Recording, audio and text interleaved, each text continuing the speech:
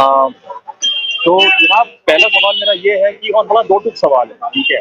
تو امہات المومنین جناب عائشہ سلام اللہ علیہا کے بارے میں آپ کا کیا موقف ہے؟ آپ کی بہت میں نے دلیلیں سنی ہیں پہلے بھی کہ ان کو اماں ہم کیوں کہتے ہیں، جو آپ نے پہلے قرآن میں جو آیت تھی اس سے بھی ثابت کیا ہے کہ کچھ لوگ جو ہے نکاح کرنے کا ان کا ارادہ تھا، لیکن میں وہ ساری چیزیں آپ کی مانتا ہوں، ٹھیک ہے، لیکن مجھے آپ اپنا موقف بتائیے کہ آپ جب بھی جناب عائشہ کے بارے میں بات کرتے ہیں آپ صرف ان کو عائشہ کہتے ہیں، تو اس کی کیا وجہ ہے؟ جو میرا ماننا یہ ہے کہ ماں جیسی بھی ہو، ماں تو ماں ہے۔ آپ اس بات سے جی میرے اتفاق بھائی، رکھتے ہیں جیسے تو آپ؟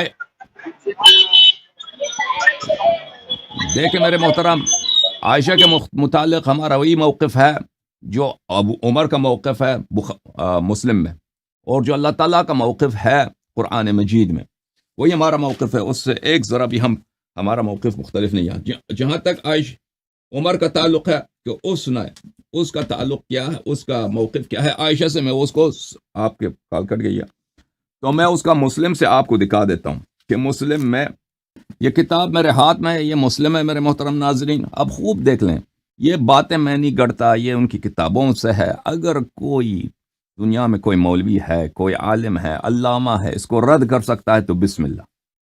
ہم تو چھپے کمرے میں تو نہیں کرتے نا، ہمارا نمبر سامنے ہے، ویڈیو لنک بھی دیتے ہیں، علماء سے التماس بھی کرتے ہیں، خواہش کرتے ہیں کہ بسم اللہ، ریکویسٹ کرتے ہیں کہ آپ تشریف لائیں، اور یا تو ہم سے سوال کریں یا ہمارے اشکالات کا جواب دے دیں، ہم پہ رد کریں۔ تو یہ باتیں ہم جو کہہ رہے ہیں کتب سے کہہ رہے ہیں، یہ کسی کی دل آزاری کے لیے نہیں کہہ رہے کہ ہم کسی کی توہین کرنا چاہتے ہیں۔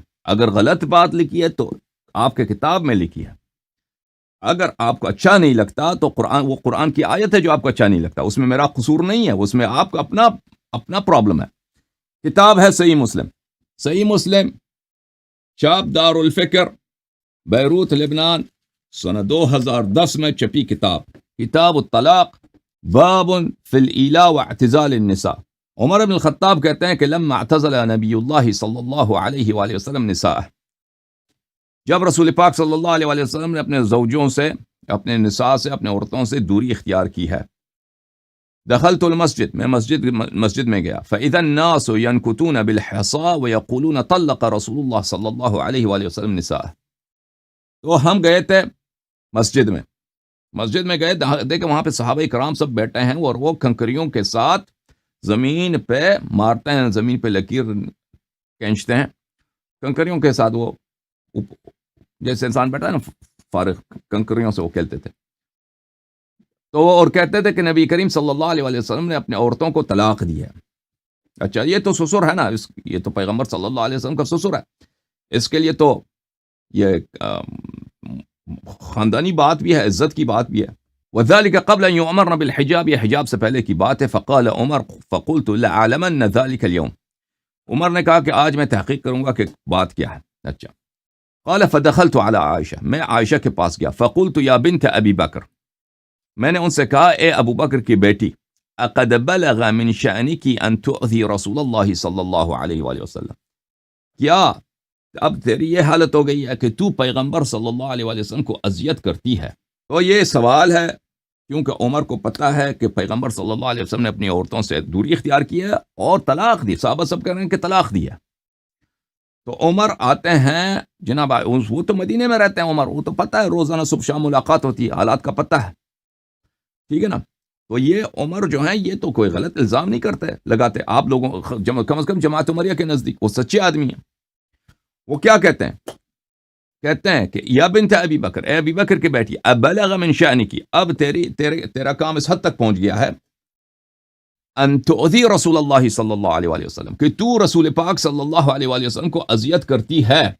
اچھا، یعنی جو سوال کیا عمر نے، یہ سوال در حقیقت اخبار ہے، اور در حقیقت توبیخ ہے اور مذمت ہے، ڈیننسیشن ہے، کہ میں آپ کی مذمت کرتا ہوں کہ آپ پیغمبر صلی اللہ علیہ وسلم کو اذیت کرتے ہیں، اور آپ کی اذیت کی وجہ سے انہوں نے آپ لوگوں کو طلاق دیا ہے، اور وہ آپ لوگوں سے دوری اختیار کر کے مشربہ ام ابراہیم، جناب ماریہ قبطیہ رضی اللہ تعالی عنہا کی جو باغ ہے وہاں پہ چلے گئے۔ وہ اصل میں رسول پاک صلی اللہ علیہ وسلم کی باغ تھی، تو وہاں پہ ام ابراہیم کو رضی اللہ تعالی عنہا کو وہاں پہ رکھے ہوئے تھے، تو وہاں ان کے پاس گئے۔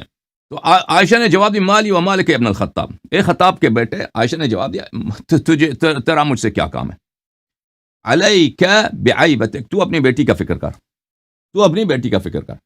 تو یہاں پر عمر نے واضح الفاظ میں، یہ بخاری مسلم کی حدیث ہے اور یہ صحیح حدیث ہے، یہ شیعوں کی حدیث نہیں ہے، واضح الفاظ میں کیا کہا ہے کہ عائشہ نے رسول پاک صلی اللہ علیہ وسلم کی اذیت کیا۔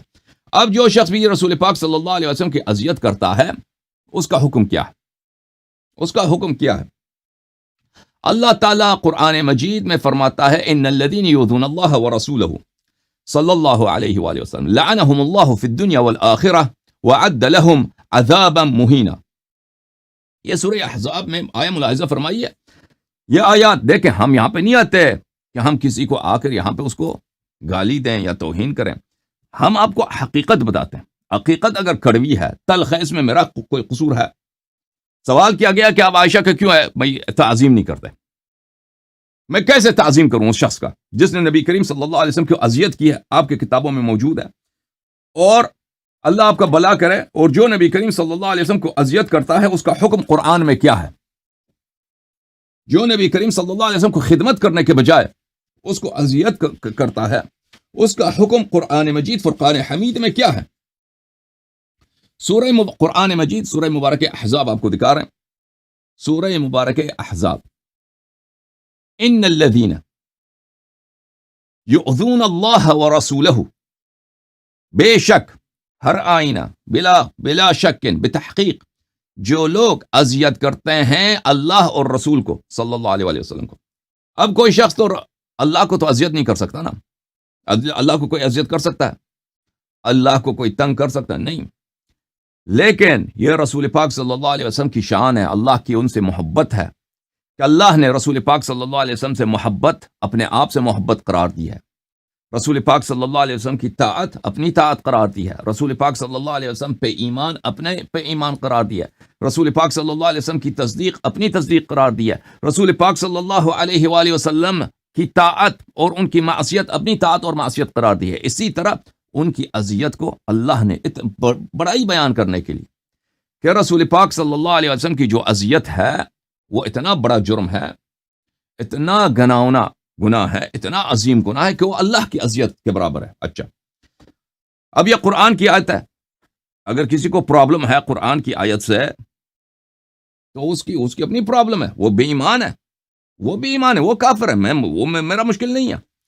ان الذین یؤذون اللہ ورسولہ صلی اللہ علیہ وآلہ وسلم، جو لوگ اذیت کرتے ہیں اللہ اور رسول صلی اللہ علیہ وآلہ وسلم کو، لعنہم اللہ فی الدنیا، اللہ نے ان کو دنیا میں لعنت کیا، اللہ نے دنیا میں ان کو لعنت کیا، والآخرت، اللہ نے ان کو آخرت میں بھی لعنت کیا، وأعد لهم عذابا مہینا، اور اللہ نے ان کے لیے آمادہ کیا ہے، تیار کیا ہے ایک ایسی عذاب جو باعث توہین ہے، جو انسان کی تحقیر کرتی ہے، جو انسان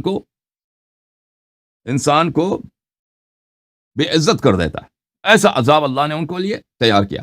تو میرے محترم ناظرین، اب یا تو قرآن کی تصدیق کرنی ہوگی کہ جس کو اللہ نے دنیا و آخرت میں لعنت کیا اور اللہ تعالیٰ نے اس کے لیے عذاب مہین قرار دیا ہے، ہم جا کے اس کے کیا کریں؟ اس کو تعظیم کریں، یا لیکن نہیں، ان کے ایسے شخص کے لیے وہی موقف رکھیں جو قرآن کا موقف ہے، ٹھیک ہے نا، ہمارا وہی موقف۔ اس کے علاوہ سورہ تحریم میں عائشہ کے متعلق میرے محترم ناظرین، سورہ مبارکہ تحریم، اعوذ باللہ من الشیطان الرجیم، ان تتوبا الی اللہ فقد صغت قلوبکما، ان تتوبوا الی اللہ فقد صغت قلوبکما وان تظاہرا علیہ۔ صغت قلوبکما کی کیا مطلب ہے میرے محترم ناظرین؟ آپ کی خدمت میں پہلے بات کر چکے نا کہ اس کا دل ٹیڑھی ہے، دل ٹیڑھی ہے۔ یہ کتاب جامع البیان عن تأویل آیات القرآن، محمد ابن جریر طبری کی تفسیر ہے، جلد نمبر کون سی ہے؟ جلد نمبر 28، چھاپ دار الفکر۔ یہاں پہ ملاحظہ فرمائیں ان تتوبا الی اللہ فقد صغت قلوبکما۔ ابن عباس سے کئی روایتیں موجود ہیں، اس سے پہلے ہم بہت تفسیر سے بات کر چکے ہیں اس کے متعلق۔ ایک دفعہ ایک مولوی صاحب نے ہمارے سے مناظرہ بھی کیا، اس پہ ہار گیا بری طرح سے۔ یقول زاغت قلوبکما، کیا فرماتے ہیں؟ زاغت قلوبکما، تیرا دل ٹیڑھا ہے، ان تتوبا الی اللہ فقد زاغت قلوبکما۔ اب زیغ قلب کیا ہے؟ زیغ قلب خود قرآن مجید بتا دیتا ہے کہ زیغ قلب کیا ہے۔ زیغ قلب یہ ہے کہ اعوذ باللہ من الشیطان الرجیم، ربنا لا تزغ قلوبنا بعد اذ هديتنا. دل ٹیڑھی ہے، یہ عدم ایمان سے، عدم ایمان کی تعبیر ہے. عائشہ کے متعلق ہمارا یہ موقف ہے میرے محترم ناظرین. اب کوئی کالر ہیں تو بسم اللہ کریں، کالروں کو لے کے آئیں. آپ سب کا بہت شکریہ.